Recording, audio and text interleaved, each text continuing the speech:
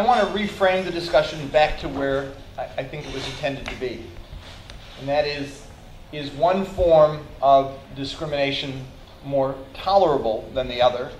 And does discrimination against Arabs get the same reaction?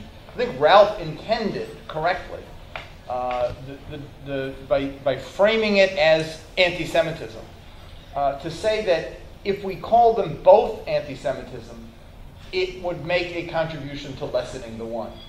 I mean, answer the question.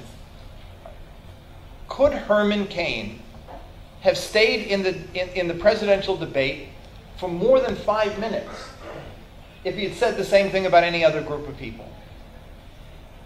Could Newt Gingrich have stayed in the debate for more than 5 minutes? Would Sheldon Adelson be allowed to give money to anybody? Would anybody be wanting Sheldon Adelson's money, given the stuff that he's done and that he's sponsored? Now the big issue for Sheldon Adelson is he gets some money from China.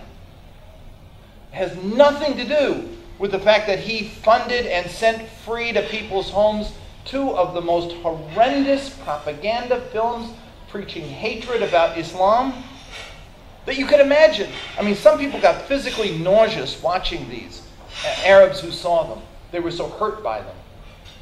And yet the guy's a legitimate personality.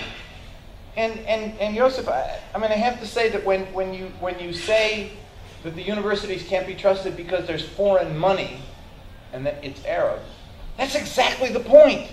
It's more Arab than I understand. It doesn't matter. The point is that it's not the money, it's what they do. You want to question what they do, talk about it. But the Arab money bit is the same as when people come back and say there's Jewish money in Hollywood, or there's Jewish money in Washington, or there's Jewish money in the banking industry. The fact is that look at what they do, not who they are. There are some Arab programs, not enough. I wish to God there were more. There are only 54 American colleges and universities that offer a program in Middle East studies, and most of them aren't even about the Arab world.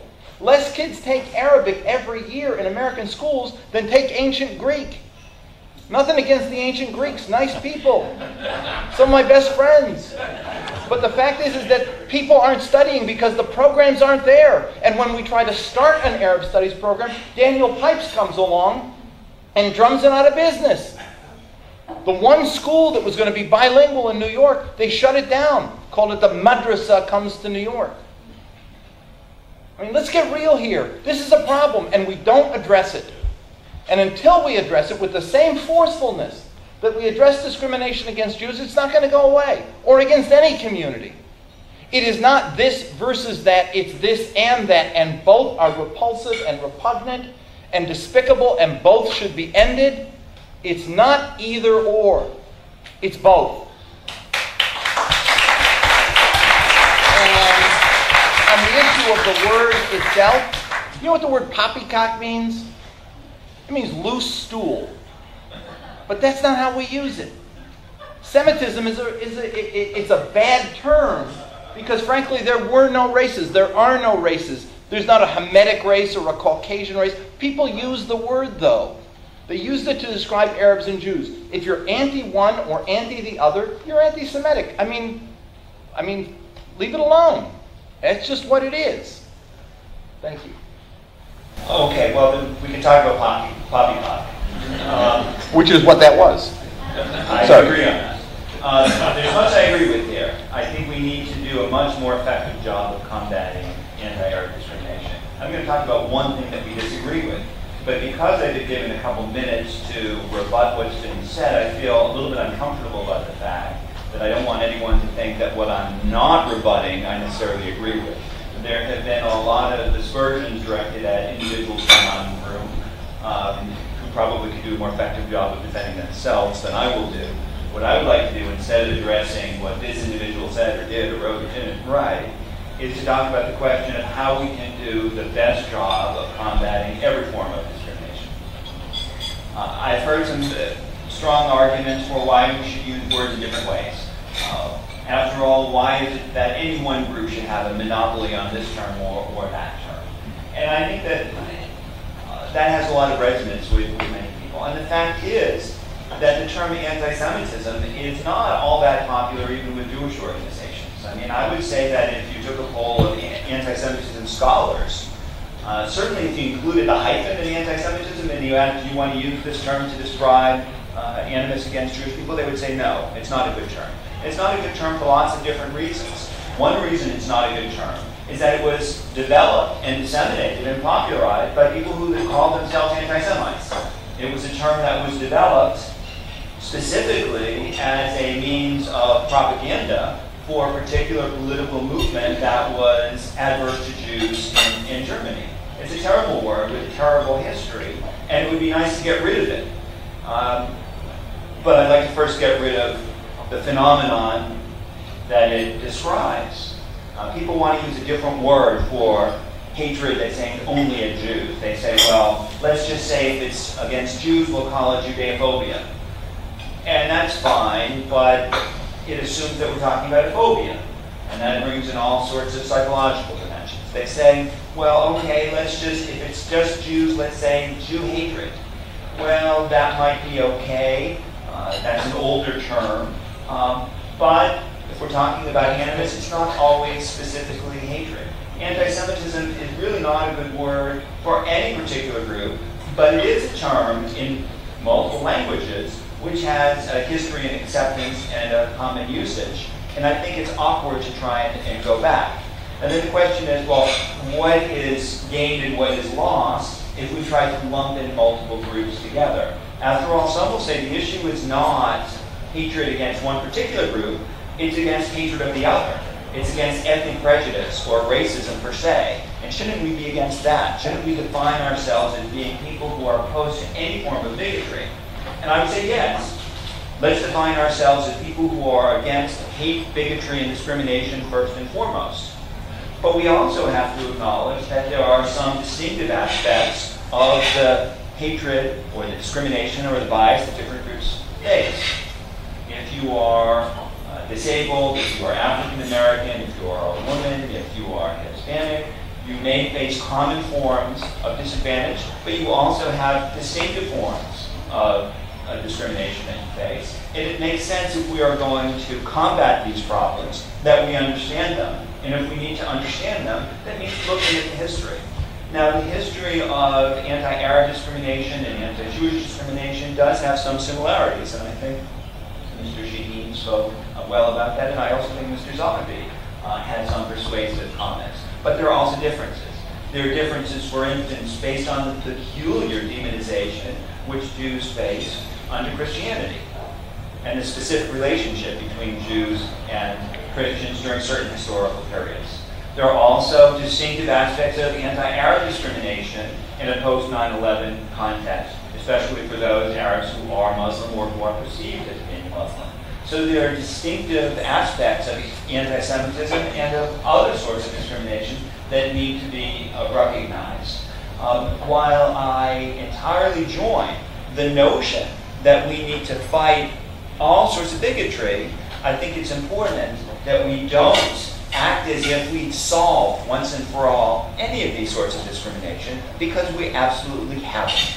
Yes, we will sometimes react well when bad things are done to this group or other. And yet, we find that we are continually facing discrimination and persecution against a whole range of groups, including Jews, including Arabs, including Muslims. So I disagree with the notion that there is much to be gained by lumping the two forms of discrimination under one group, under one name, under one rubric. But what I have to say is that the most important thing is to identify when we see it and to try to join forces in opposing it. That's a very compelling argument, and I would agree in joining forces.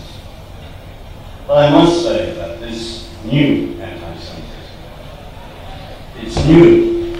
That's not to say that what's happened in the past, the remnants of that are still not with us. Unfortunately, they are. It hasn't completely gone away. But I think this new anti-Semitism has to be addressed. And it hasn't been addressed. The only people who address it are those who are victimized by this particular stereotype. Those of us who are in academia, those of us who have think tanks like Jim and the ABC. By and large, popular press has really mortis. Hollywood treats us with yawns of indifference. And I want to go back to the statement of Eisenhower. The motion picture industry, even when they knew about the Holocaust, continued sending films to Germany. They wanted to make a buck. And you're right, you're absolutely right, that was the past. And there's a shameful part of that past. But since then, to the credit of filmmakers, Jewish and non-Jewish alike, that has been addressed. There has never been a group of American Arab or Arab filmmakers like Malcolm Golan and Yoram Globus, who created their own company called Canon Pictures, which demonized dozens of Arabs, namely Palestinians, over and over again, while this company was in existence. And you go online, and I wish, I'm not out to make a profit, I could say buy Jim's book, it's my book, but you should really read the Real Bad Arabs book. We have 1,200 films documented for more than a century. No group has been vilified more than Arabs in American cinema. No group. Not American Indians, not blacks.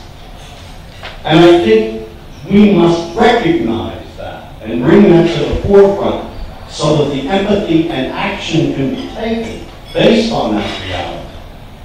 9/11 changed the landscape, although there was not one, not a single Arab American involved with 9/11. We, all of a sudden, after that tragic day, we began being portrayed as terrorists and as a threat to our own country. And there has been and continues to be an induced silence on the part of Hollywood, on the part of mainstream media to address this topic. I mean, I don't think I've been on a major television talk show in 15 years. I don't know why that is. I have gray hair, that means wisdom. You know, I'm much more moderate now than I used to be, I think. Much more level-headed. But the issue is simply, it's treated with yawns of indifference. And the only reason, the one and only reason I say this new anti-Semitism should be a part of our cultural landscape is I think that's a wake-up call, that people will look at the issue a little differently. I don't know if that's the case, but I believe it might be, because we share so much together, Arabs and Jews, besides our race. I think our intelligence we sort of complement one another. Anyway, that's my take on it, but we have to understand that because Americans of Arab origin are by and large invisible on television screens, with the exception of the late Danny Thomas and the Danny Thomas Show, and wonderful J.B. Farr running around with a dress and MASH, we don't exist in the minds of America. There are no Arab American commentators. I mean, I'd love to say, good evening, and welcome to the CBS Evening News. Why not? Why isn't there a guy called Hussein Assad as an anchorman? Or Layla Rafiq as an anchorwoman? What would happen if all of a sudden one of the major networks employed Layla Rafiq to be on the air? What would the reaction be to that?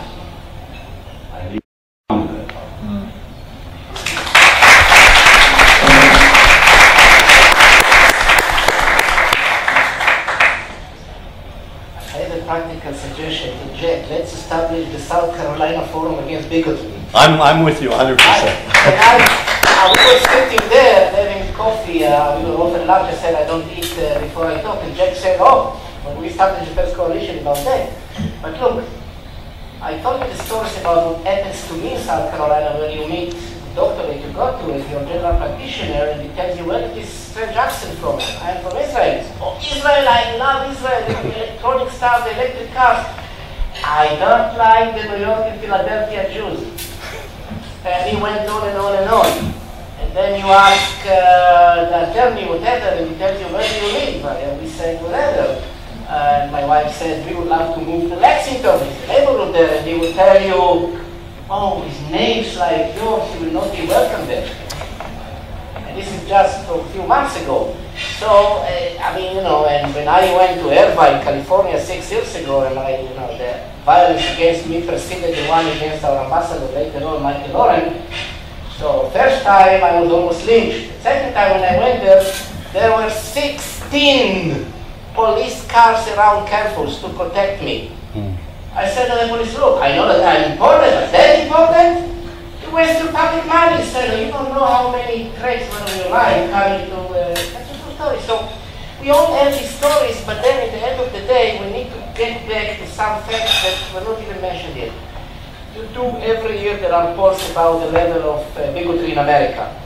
In the last one that I saw from the ADL, 29% of Americans said we are anti-Semitic. I don't know if there is any poll showing James, if there is correct. You know, the 29% of American people would say we are anti-Muslim or anti-Arab. Twice as many, actually. That's very bad. So it's twice as bad. Yeah. We can agree on this. But you see, so I mean, 30% or 60% is terrible, you know. And that shows that there may be here a bigger problem that has to do with also other minorities. I wonder if people ask questions about how many of you are anti-say, God forbid, Chinese, or anti-this, or anti-that. So it may show that there is a problem in this society. And then again, as an Israeli, I don't want to interfere in American affairs. Basically, Americans do it to Israel. I don't want to interfere in American affairs. But there's a problem here. I want to make two quick comments about what was said before, very quick. I don't think there is any problem in establishing a mosque in Ground Zero. I don't have any problem with it. And I don't like, by the way, Ann Coulter is not my favorite. You know what she said, that Jews are incomplete Christians.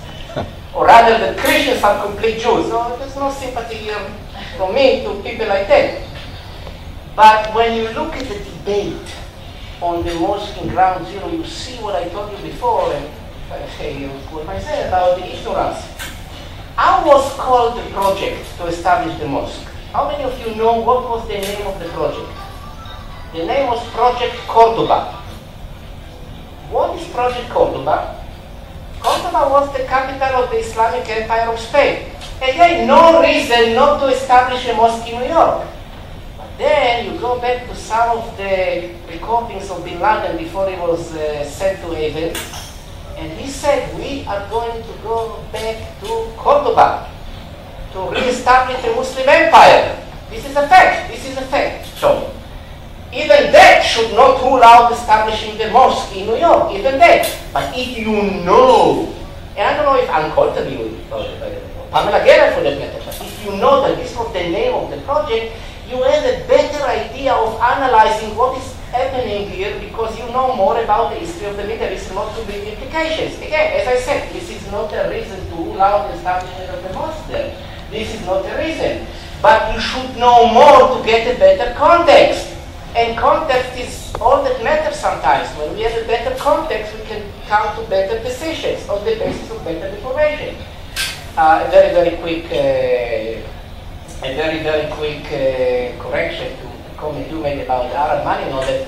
I made the comment exactly because we all hear all the time about the Jewish money in Hollywood, which is bad as much as it might be bad to say Arab money in the academia. So if people don't use this about Hollywood, or if they use it about Hollywood, they should expect it to be used about other sources of spending money, which may not be used for good purposes. And okay, I said last. This is the very last. I didn't know that Globus and Golan are out of business, but if they are, that's okay. But I can tell you that the last 3 Israeli movies that were selected for the foreign movie category in the Oscars were all 3 movies of the Envals with Bashir, 4. And Ajami were all very critical of Israel. So kind of affirmative action here. Thank you. You know, this debate is very timely. It's, as they used to say in Hollywood, it's ripped from today's headlines. If you saw the Associated Press story in the Washington Post today about Lieutenant Colonel Matthew Dooley, who's preparing our senior officers for command at the Joint Force Staff College in Norfolk, Virginia. Well, one thing he told me was, when it came to dealing with Arab prisoners, that the Geneva Convention was no longer relevant. Because Muslims hate everything you stand for. And more, he said it's reached the point now where holy sites, the Islamic holy sites of Mecca and Medina and Saudi Arabia, might well be attacked by the United States. without regard for civilian deaths. Set the precedent, of course, is World War II, the nuclear attack on Hiroshima, and the Allied firebombing of Dresden, Germany. And I want to ask each one of our debaters to take a bite on this. What leads to a lieutenant colonel in the American Army to reach this point of intelligence, of advice to our senior commanders? The Washington Post headline that you point to says poor judgment. Well, I think it's more than poor judgment. I think it is a cultural problem of insensitivity, ignorance, and bigotry toward Islam and Muslims that has become, it's as much a part of our culture as the water we drink and the air we breathe. And it needs a Ralph Nader who made the water purer and fought for cleaner air.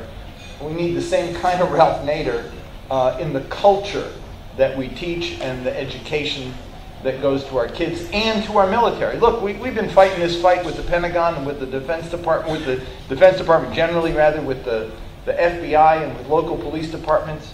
It is horrific, the material they use and the people that they consult with, the people who come in and do the teaching.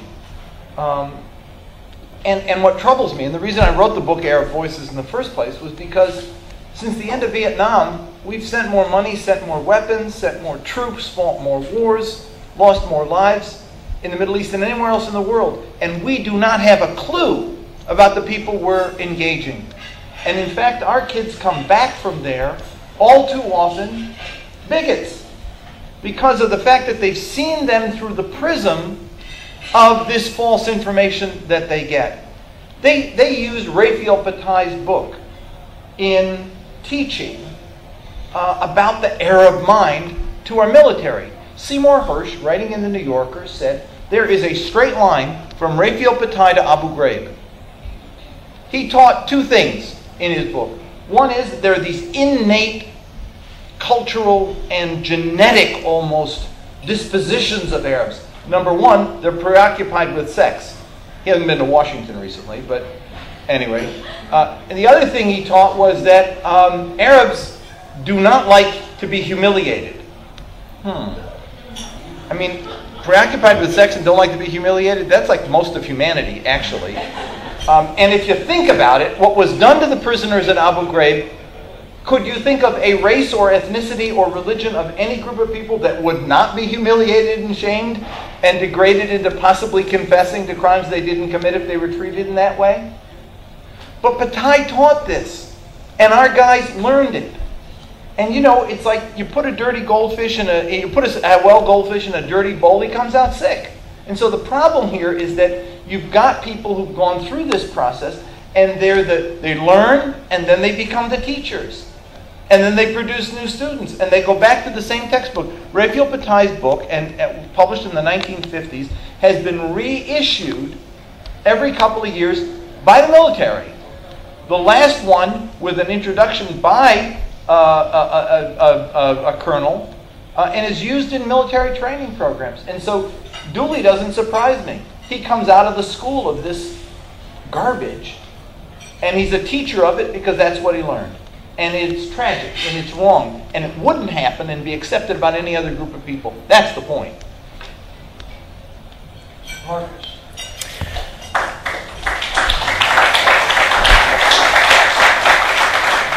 You ask why people think and say the things they do, and this is a conundrum, particularly in our age where you think that people should know better. For me, when I see bigotry, when I see discrimination, an equally important question is, well, why are people doing nothing? And why is it that there are some times that we react and sometimes that we don't react? Sometimes when we speak out and sometimes we don't speak out. And I think that that is, in some ways, the topic of our conversation today. The question of double standards, or the question, why is it sometimes we are sensitive or alert to the fact that bigotry is present and sometimes we are not.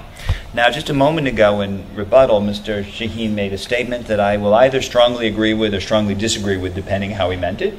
but I'll try to relate either way to this question. And the statement was that the new anti-Semitism should not be a part of our cultural landscape. Now, if by that he means, or we mean, that we should stomp out all forms of anti-Semitism, new and old, and it should not be part of our cultural landscape, I agree. Absolutely. Right? If it was that this is a concept that we should eliminate, no? Okay, then I will agree. But what I will say is that I see very frequently some forms of anti-Semitism that reach an immediate response and others that don't. For instance, when you see Nazi skinheads or right-wing bigots saying things about Jews, there will be an immediate reaction from public officials, from school officials, if it's at a university, from presidents. They know how to deal with it. They know how to speak out. When it's the new anti-Semitism, which is what Mr. Shaheen mentioned, then there's a much trickier response. And here I'm not talking about criticism of Israel, per se. I'm talking about the fact that half a century ago, people would say they were anti-Semites, and they would speak out explicitly against Jews, whereas today, sometimes they will speak in coded terms. They'll talk about Zionists. This happens on college campuses all the time. Sometimes they'll say things like slaughter the Jews or Hitler should have finished the job, making it clear what they're talking about. Sometimes they'll speak about Israel or write about Israel using the exact same defamations, the exact same stereotypes about greediness, about power hunger, about conspiratorial control, about starting all the world wars, the same things that have been said about Jews for not just decades, but hundreds of years.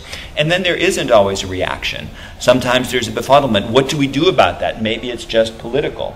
So what I would say is whether it's this example that you raise or a host of other examples that we could talk about, it is unfortunate that there are some kinds of bias, some kinds of bigotry that we are conditioned to respond to, and others that we just unfortunately let pass by when we shouldn't.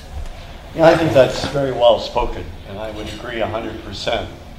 I want to correct my distinguished South Carolinian here who set up a new anti-defamation league in South Carolina with me. If you read Guilty... You be the president, I am vice president. No. Okay? If you read Guilty, Hollywood's verdict on Arabs after 9/11, there's a section about Israeli filmmakers, independent Israeli filmmakers, and all the wonderful work that they've done. Okay? Number one. Number two, please don't ever say I said something about Jewish money in Hollywood. God. Well, who? Yeah, but it sort of hit us. You know, I got criticized once for saying that when I never said it. And of course, you know, the myth is much stronger than the lie. I want to get back to the comment about the lieutenant colonel. The poor man is a product of his environment. There is the media curriculum. When we were growing up, those of us with gray hair, and those of us whose hair should be gray, but we can't see the real color, you know, what we came to learn about other people and other cultures came from three centers of learning. You know, the school, our peers, the church, the mosque, the synagogue, and our families. And based on those three centers of learning, we shaped how we felt about different people. Well, now we have the media curriculum, where a child born today, by the time she gets to the age of 65, will have spent 9 years minimum of her life watching television. Now, what does television teach us? If we take the images of the Arab on TV and in all other forms of popular culture, and we exclude any humane image of Arabs, even of Arab Americans, of Muslim Americans, if those images are excluded, then what's the lieutenant colonel supposed to think? You know, I'm sorry to say, in my younger days, I used to go to the Marine Command Staff College in Quantico, and I interfaced with, you know, just great young Marine officers, and those young men and women were just completely different from this lieutenant colonel. So I have to sort of tip my hat to those men and women that for years were not filled with this kind of prejudice and bias. I think what has to happen, we have to break the silence. And I say this publicly. You can count on me, and I'm sure Jim will agree, that any time that someone discriminates against a Jew, a black, a Hispanic, an American Indian, a gay, a lesbian, I'm here. And I'll take a position on it. And I've always done that, or tried to do that. And whether you follow suit or not. And that's the only way we can contest prejudice.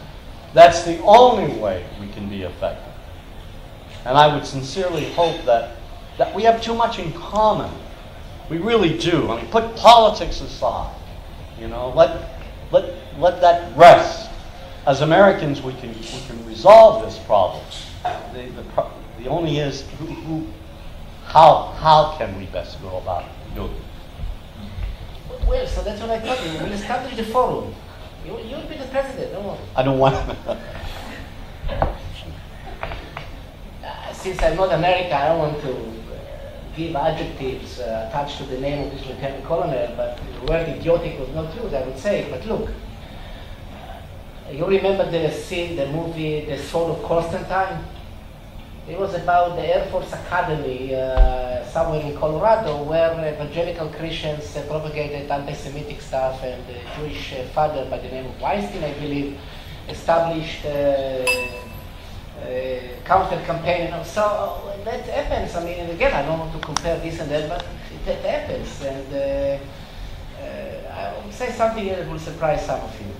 About 12 or 13 years ago, I was involved in a forum in Israel called the Forum for Civil Agreement, a group of Jewish and Arab intellectuals, Israeli Jews and Israeli Arabs. Being part of my activities in a group called the Abraham Foundation, is to promote understanding between Jews and Arabs in Israel. Nothing to do with Israeli-Palestinian, of course it has a lot to do, but inside Israel itself. And one of the things that we had to deal with was something that is very painful for me to say. This is the fact that in the Ben Gurion airport there are troubles if you come with an Arab name sometimes or many times, and that's a fact of life, and one cannot deny that. So I used the fact that the Director General of the airport was a friend of mine. I told him, Moti stands for Mordechai, we come as a group and we want to see incognito what happens there. I mean, what can be done to improve, to change it and all that. And where is the point? The point here is when you have young security guards, we just finished the army, and that's exactly what you said about, look, there are conflicts that cannot be brushed aside only because we want them to be brushed aside in terms of their implications. And it's not a question now of who is right, who is wrong. I have my own sense about that, and others will have their own. The fact of the matter is that if American soldiers fight in Iraq or Afghanistan, they are bound to have more anti-Arab feelings than anti-Israel feelings, as opposed to as much as Israeli soldiers who fight against Arabs will have this.